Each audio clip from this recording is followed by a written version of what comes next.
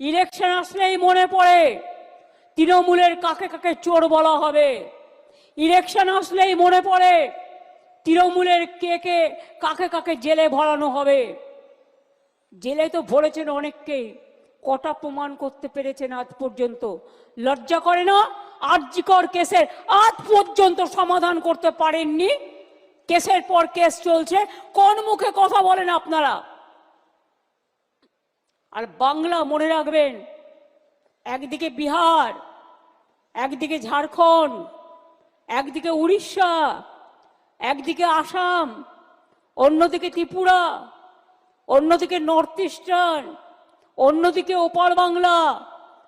সব সামলাতে হয় আমাদের। সব কিছু সামলে বাংলায় যদি কখনো একটা ঘটনা ঘটে, 11 কোটি 12 কোটি মানুষ হয়ে গেছে বাংলায়, 11 কোটি তো হবেই।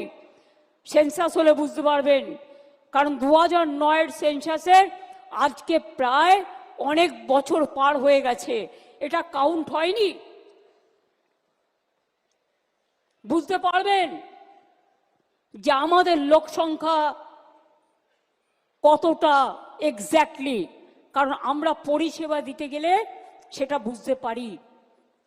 আমার যদি 9 কোটি মানুষকে স্বাস্থ্য সাথী দিতে হয়, 9 কোটি মানুষ মানে ইন্ডিভিজুয়াল পায় তার পরিবার অনুযায়ী,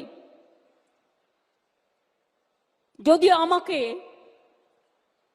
প্রায় 10 কোটির কাছাকাছি মানুষকে বিনা পয়সায় রেশন দিতে হয়, কারণ একটা অংশ তো নেন না, তাদের জন্য আলাদা একটা কার্ড আছে, তারা সেটা রাখেন ফর দেয়ার আইডেন্টিটি।